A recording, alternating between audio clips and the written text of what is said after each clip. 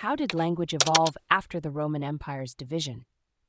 If you've ever wondered what happened to the Latin language after the Roman Empire fell apart, you're about to uncover a fascinating story of language evolution. When the Roman Empire collapsed, Latin, the language of the Romans, didn't disappear immediately. Instead, it evolved in different ways across various regions. To understand this, let's look back at how Latin was used during the empire's time.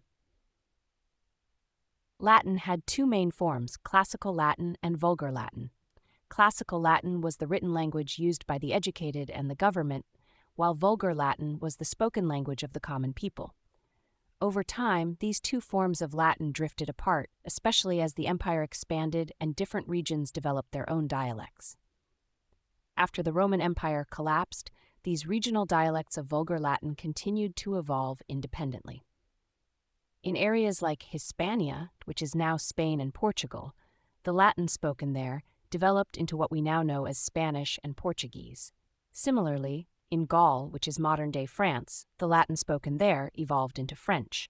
The process of language evolution was influenced by several factors. For instance, the Arab conquest of the Iberian Peninsula introduced Arabic words into Spanish and Portuguese, but not into Italian or French. The Frankish conquest of the Gauls led to Germanic influences in the French language, making it more distinct from its Latin roots. As these languages developed, they simplified their grammar and introduced new features. For example, the complex grammatical cases of Latin were gradually lost, and articles like a, an, and the emerged. This natural evolution led to the formation of distinct Romance languages such as Italian, Spanish, French, and others. Each of these languages retained core elements from Latin, but also incorporated local words and sounds from the native populations they interacted with.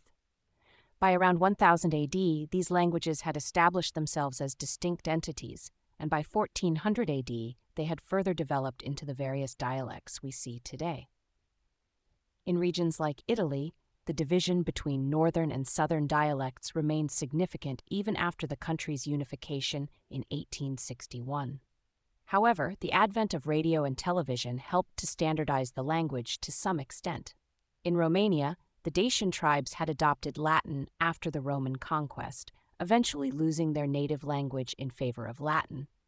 By the 13th century, they were calling themselves Romans, reflecting their adoption of the Roman culture and language.